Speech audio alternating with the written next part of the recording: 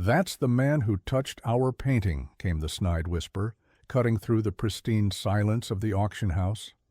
Elderly hands froze mid-gesture, weathered by decades of restoration work, now trembling slightly under the weight of judgmental stares. Arthur Levins, 76, master restorer, stood paralyzed as laughter rippled through the crowd of elite collectors. The Rembrandt he'd spent 3 years saving from irreversible damage now gleamed under spotlights, its $30 million estimated value displayed proudly beside it. But Arthur himself remained invisible, a ghost among gods who traded masterpieces like stock shares. The Christie's private auction room exuded wealth and exclusivity. Crystal chandeliers cast golden light across marble floors where collectors in bespoke suits mingled, champagne flutes in hand. The Renaissance collection represented the pinnacle of artistic achievement and financial investment. Security guards with earpieces monitored the room, ensuring only credentialed guests approached the displays. Arthur had barely gained entry with his worn credential badge, a reluctant courtesy from the auction house acknowledging his restoration work. In the corner, partially obscured by shadow, a man in a simple black suit observed the scene with quiet intensity. "Sir, please step away from the display," announced the auctioneer, his voice carrying a theatrical disgust. "This section is reserved for serious buyers." More laughter followed as Arthur shuffled backward, his weathered Oxfords scuffing against imported marble. The masterpiece he'd saved through countless hours of painstaking work, hand tremors controlled by sheer willpower, microscopic brushstrokes rebuilding what time had nearly destroyed, was now forbidden territory. He hadn't come to buy, he'd come to say goodbye. That's when the man in the black suit straightened, recognition dawning on several faces nearby. Keanu Reeves was moving through the crowd. Arthur Levins stood with shoulders hunched, a lifetime of bending over canvases etched into his posture. His eyes, still sharp despite his age, remained fixed on the Rembrandt's delicate brushwork. 3 years ago, the painting had arrived at his workshop nearly destroyed. Water damage from a gallery leak had caused the canvas to warp, paint to flake, and irreplaceable details to blur. Insurance had declared it a catastrophic loss. But Arthur had seen potential where others saw ruin. For 36 months, he'd worked in near isolation. His arthritis medication doubled, then tripled. His savings dwindled as he devoted himself entirely to the piece.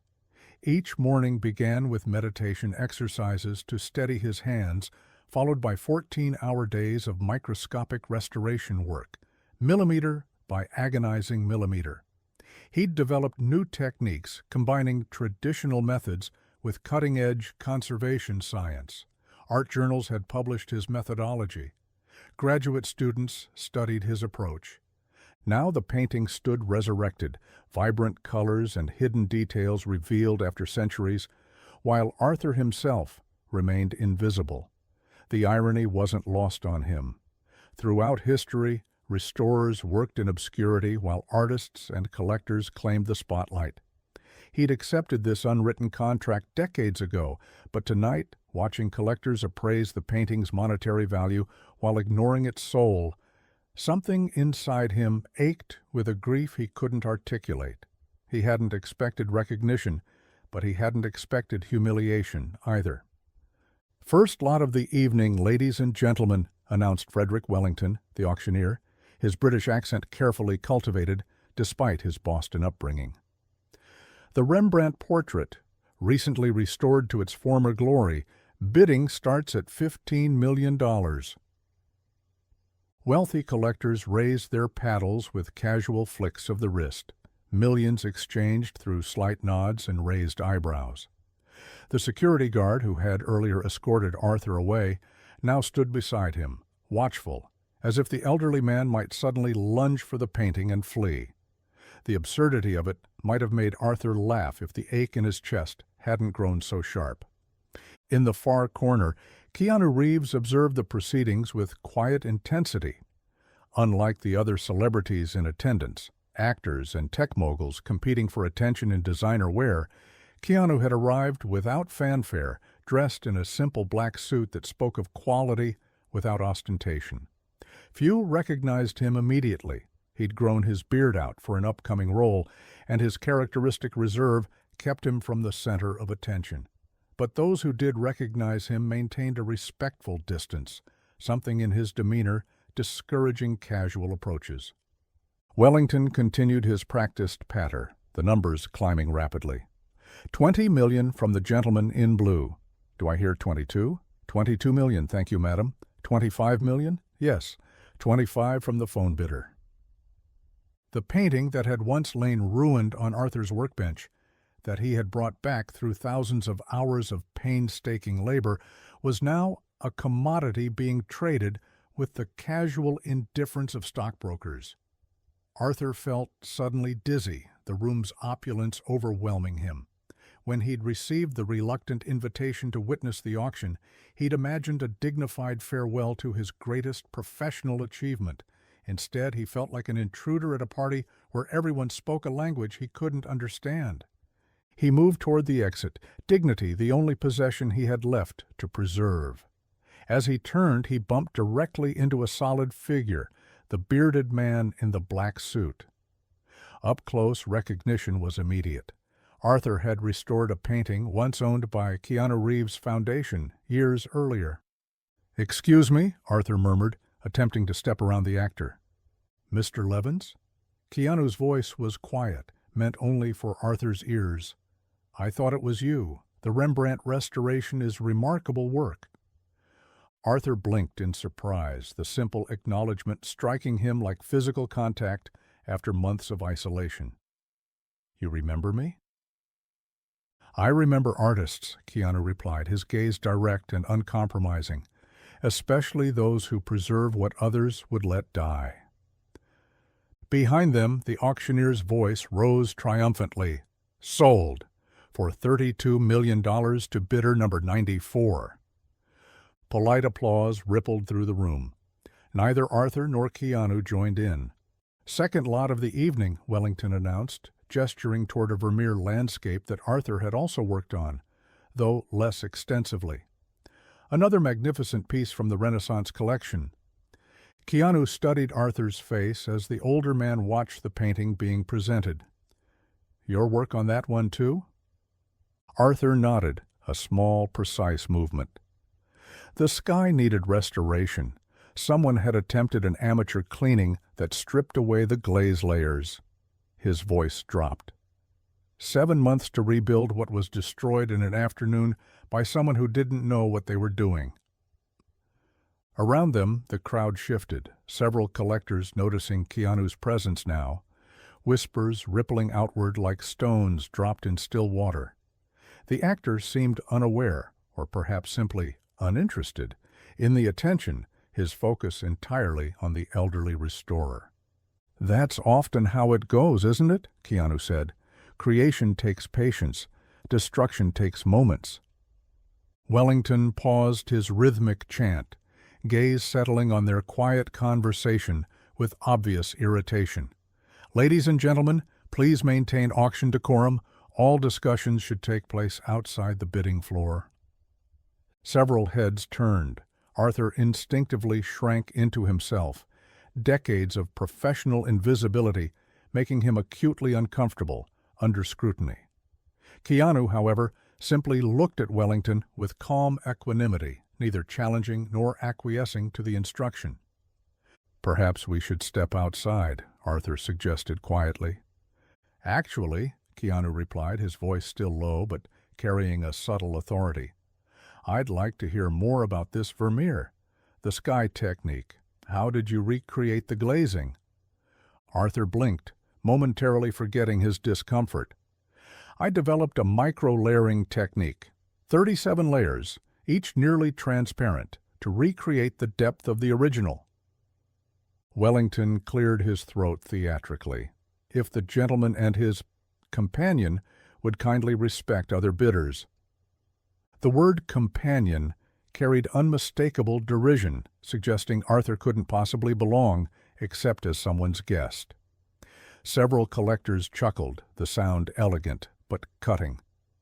Keanu's expression didn't change, but something in his posture shifted subtly. "We're discussing the restoration technique used on this very piece," he said, each word measured and calm. "I believe that's relevant to its value. Wouldn't you agree, Mr. Wellington?" The auctioneer's tight smile revealed his displeasure at being directly addressed. "As I was saying," Wellington continued pointedly, "bidding for the Vermeer begins at $12 million. Paddles rose again, but a current of distraction now ran through the room. Several collectors were watching Keanu and Arthur rather than focusing on the bidding. The social mathematics were being rapidly recalculated. If Keanu Reeves found the elderly man worth his attention, perhaps they had dismissed someone important. A woman in an emerald evening gown approached, champagne flute in hand. "Mr. Reeves, I didn't realize you were interested in Renaissance acquisitions. My gallery in Soho is featuring several pieces next month that might interest you." Before Keanu could respond, a silver-haired man in a bespoke suit joined them. "Keanu?" "Didn't see you come in. Thomas Blackwell. We met at the MoMA benefit last year." He extended his hand toward the actor, completely ignoring Arthur. Keanu shook the offered hand, but immediately turned to include Arthur.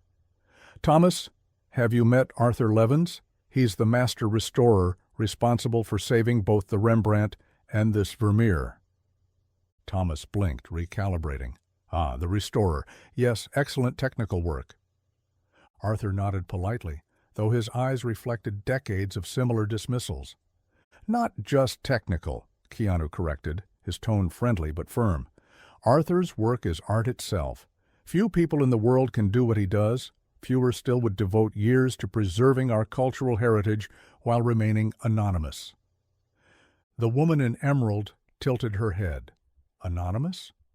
Surely the auction catalog credited the restoration work. Arthur cleared his throat.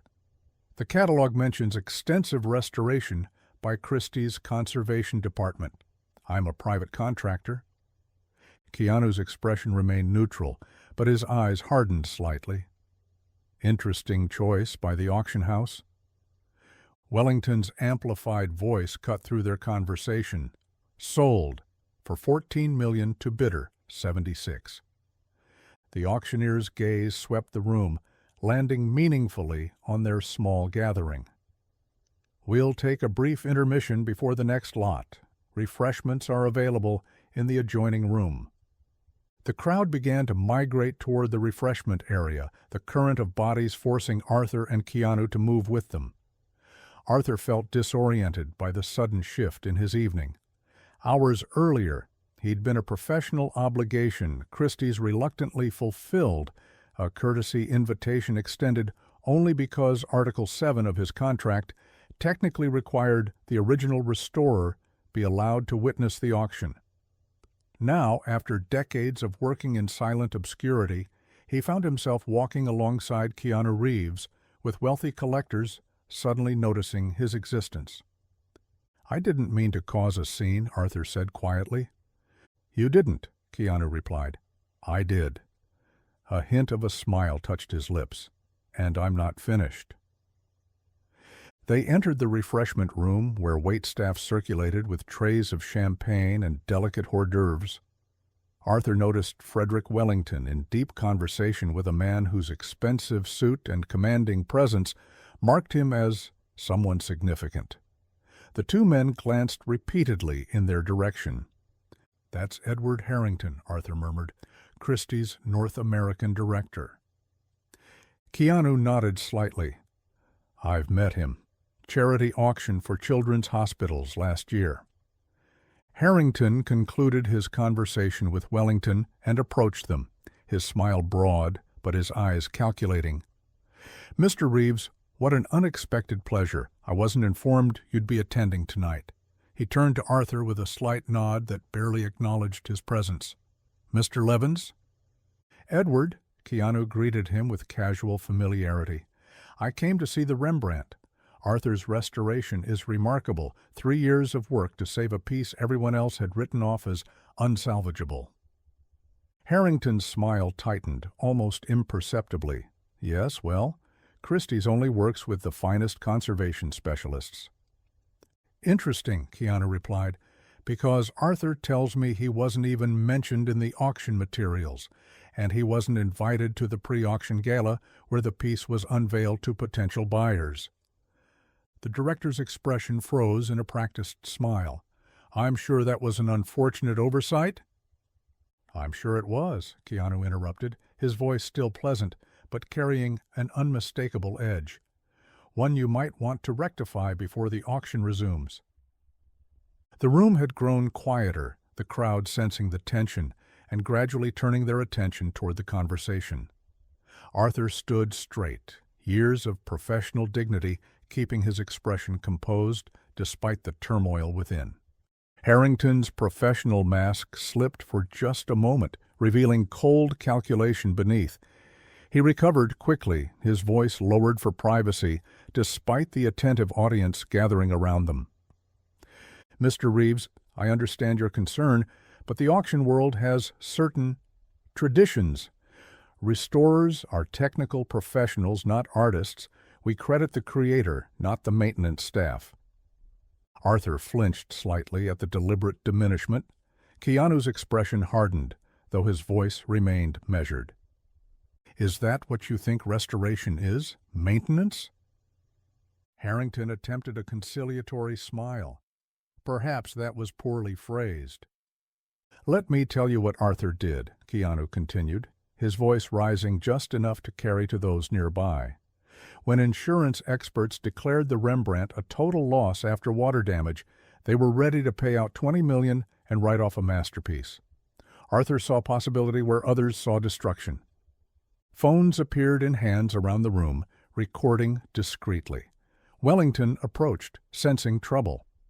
For 3 years, Keanu continued, Arthur worked 14-hour days, developing new techniques that art conservators around the world now study.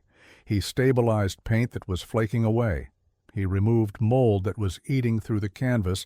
He reconstructed sections while preserving the original work. The crowd had grown still, captivated by the unexpected drama unfolding in their midst.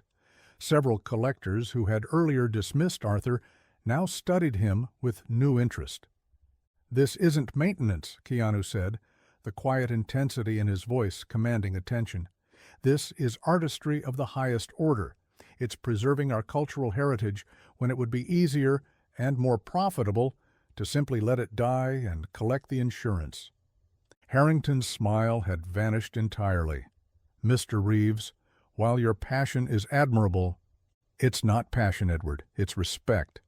Keanu turned to include the crowd in his gaze. We celebrate those who create art. We celebrate those who buy art. But we ignore those who save it. Arthur stood frozen, caught between mortification at being the center of attention and a profound gratitude that someone, finally, understood. Wellington cleared his throat. The auction will resume in 5 minutes, ladies and gentlemen. As the crowd began to drift back toward the auction room, Harrington placed a hand on Keanu's arm. Perhaps we could discuss this privately? I'm sure we can come to an arrangement that satisfies everyone. I'm not the one who needs satisfaction, Keanu replied, gently removing the man's hand. Arthur is... Harrington's expression tightened. What exactly are you suggesting, Mr. Reeves? Public acknowledgement of his work, an addendum to the auction materials, and his appropriate share of the buyer's premium. Arthur stepped forward. I don't need money. But you deserve it, Keanu interrupted gently. This isn't charity, Arthur. It's fair compensation for work that directly increased the value of these pieces by millions.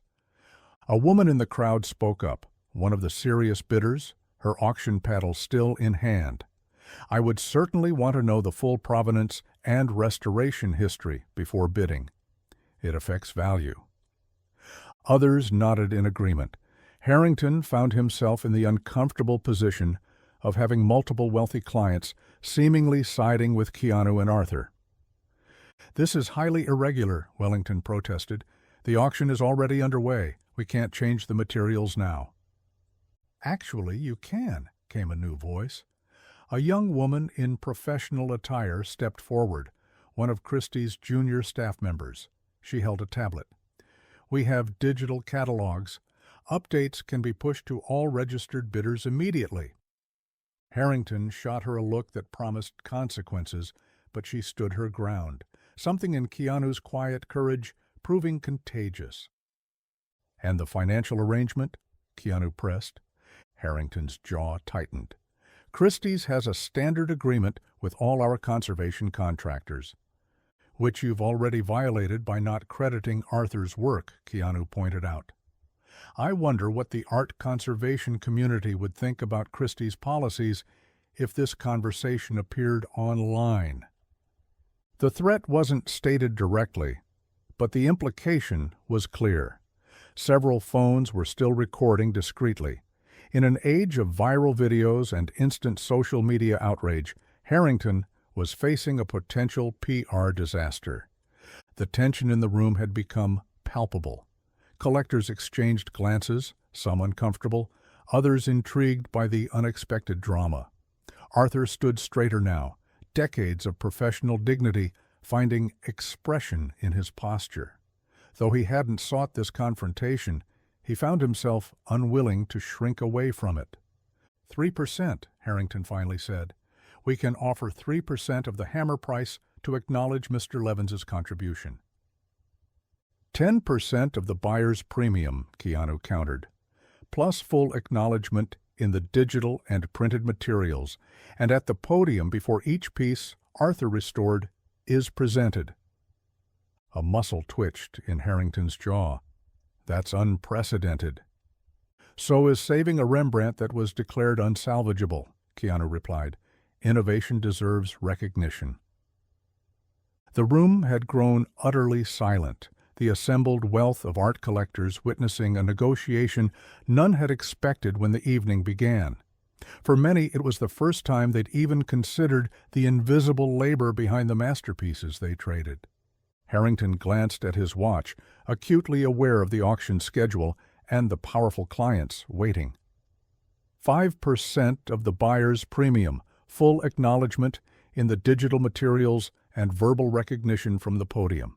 Keanu looked at Arthur, raising an eyebrow in question. The elderly restorer nodded almost imperceptibly. "Deal," Keanu said, "starting with the next lot."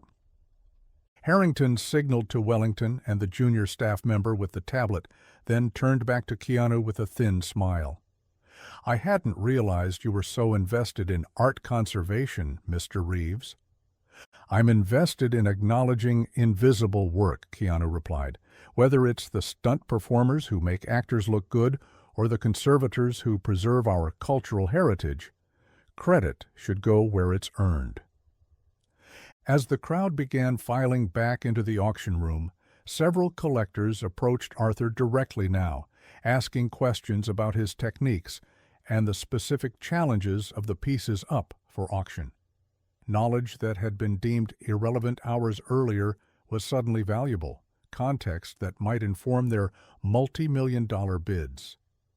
Arthur caught Keanu's eye across the room and mouthed a silent "thank you." The actor gave a subtle nod in return before being drawn into conversation with other attendees, his momentary activism already rippling through the rarefied world of high-end art collection. When Wellington returned to the podium, something had shifted in the auction room's atmosphere. He cleared his throat, consulting the tablet that had been hastily placed beside his gavel. "Ladies and gentlemen, before we continue with lot number 3, I'd like to acknowledge the exceptional restoration work performed on this piece. The Giovanni Bellini landscape before you was brought back from significant damage through the efforts of master conservator Arthur Levins, whose pioneering techniques have preserved the artist's original intention while stabilizing the piece for future generations." Arthur, now seated in the front row at Keanu's insistence, felt a warmth bloom in his chest. Not pride, exactly, but the simple satisfaction of acknowledgement after decades of invisible work. Several collectors nodded appreciatively in his direction, their perception permanently altered. The bidding proceeded with new energy, informed questions flying about the restoration process and its implications for each artwork's longevity. When the Bellini sold for $3 million above the estimated price, Arthur couldn't help but smile. His work had directly contributed to that value, a fact now publicly recognized. During a brief pause between lots, the young staff member who had spoken up about the digital catalogs approached Arthur's seat. "Mr. Levins," she said quietly, extending a business card, "I'm studying art conservation at New York University. Would it be possible to interview you for my dissertation? Your micro-layering technique is revolutionary." As the evening progressed, Arthur found himself the recipient of business cards, handshakes, and invitations, opportunities that had never materialized throughout his long career. Collectors who had previously seen him as service staff now approached with respect, asking detailed questions about specific works and conservation challenges. Keanu had retreated somewhat into the background, content to watch the transformation from a distance. When Arthur finally made his way through the crowd to find him, the actor was engaged in conversation with a museum director about the ethics of art restoration. "There you are," Keanu said warmly. "I was just telling Dr. Winters about your work with the Guggenheim last year." "The oxidation issue with the Kandinsky," Dr. Winters said, extending her hand to Arthur. "Brilliant solution. We've implemented your method in our own conservation department." Arthur shook her hand, still slightly disoriented by his sudden visibility. "Thank you. It was a challenging project." "Arthur is too modest," Keanu said. He developed an entirely new approach to preserving color integrity in early modernist works. Dr. Winters nodded. "We're hosting a symposium on conservation innovations next month. Would you consider being a keynote speaker?" Before Arthur could respond, flashbulbs popped as event photographers, previously focused only on celebrities and major collectors, turned their attention to capture the conversation between Keanu Reeves and the suddenly noteworthy art restorer. As the auction concluded, Arthur found himself at the center of a small gathering of genuinely interested collectors and museum representatives. Harrington, honoring the agreement if not its spirit, had ensured Arthur received proper credit for each piece he had restored, 5 in total, all of which sold well above their estimated values. When the crowd finally began to disperse, Arthur found Keanu waiting near the exit, away from the remaining attendees. "I don't know how to thank you," Arthur said simply. Keanu shook his head. "No need. You did the actual work, for years, in silence. I just made some noise for a few hours." "It wasn't just noise," Arthur replied. It was truth. And sometimes truth needs a powerful voice. They walked together toward the exit, an unlikely pair united by a shared appreciation for work that outlasts its creators. "You know," Keanu said thoughtfully, "we focus so much on the original moment of creation, the artist's hand touching canvas. But that's just the beginning of an artwork's life." Arthur nodded. "Every piece of art is always in the process of changing. Fighting entropy is the real work." "Fighting entropy," Keanu repeated with a small smile. "I like that." Outside, the New York night enveloped them in darkness broken by the glow of streetlights, themselves a kind of preservation against the natural dark. A car waited for Keanu at the curb. "Can I offer you a ride home?" he asked. Arthur glanced back at Christie's, where his presence had been transformed from intrusion to contribution in a single evening. "Thank you, but I think I'll walk for a while. It's been an eventful night. I need to process." Keanu nodded in understanding. As they shook hands, he pressed something into Arthur's palm, a business card with a handwritten number on the back. "My foundation funds art education programs," Keanu explained. "We could use an advisor who understands the value of preservation." Arthur tucked the card carefully into his jacket pocket. Alongside the dozen others he'd collected that evening, tangible proof that invisibility wasn't his only option anymore.